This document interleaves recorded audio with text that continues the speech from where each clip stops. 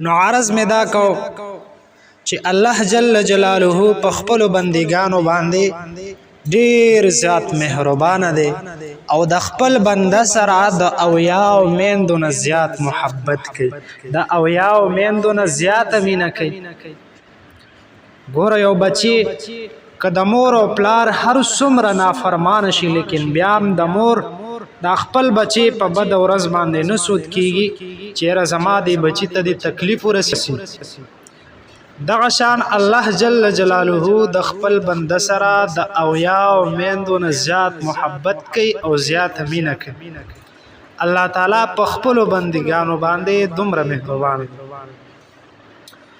یو ځل امیر المؤمنین عمر فاروق رضی الله تعالی عنه د مدینه منورې په یو کوڅه کې روان دی. مخامخ ورته یو سړی راغی او دې سړی په صادر کې په کپڑا کې سپټ کړي دی، لاس کې نیولې دی.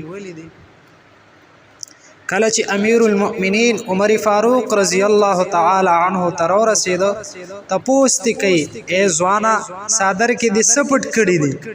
د سره په صادر کې په بوتل کې شراب او هغه په دې صادر کې پټ کړل. کله چې امیر المؤمنین ولید دغه نه حیا ورغله نو هغه شراب په صادر کې پټ کړل. بل یې پزړه کې د عمر رضی الله تعالی عنه نه یره هم وا نو د یری د وجنه هغه شراب په دې صادر کې پټ کړل. نو پزړه کې ډیر زیات خپه شو او الله جل جلاله ته سوال وکړ چې یا الله کتا اوس زما پر د اوساتلا او زه د رسوای نه بچ کړم نو زما توبه ده.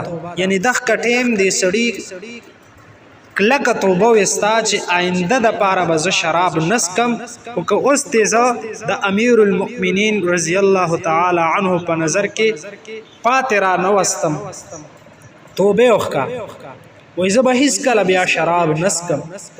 نو عمر رضی الله تعالی عنه ته وای چې امیر المؤمنین دا بوتل کې زما سره سرکه ده. امیر المؤمنین ورته وی راوخه چې زه وګورم چې دا سرکه ده کدا سدي د چې بوتل راوېستو د صادر نو وکتو یقیني چې الله جل جلاله د هغه شرابونه سرکه جوړه کړي وا، هغه شراب یې په سرکه باندې بدل کړي. نو عرض دا زما ورونو چې کله انسان په اخلاص سره توبه وباسي د خپل ګناهونو نه، ځکه نبی علیہ السلام فرمای التائب من الذنب کمن لا ذنب له، چا چې د خپل ګناهونو نه توبه وکړه نبی علیہ السلام فرمای دې داسې دی گویا چې د سره ګناه نه وی کړي، داسې د ګناهونو نه پاک شي.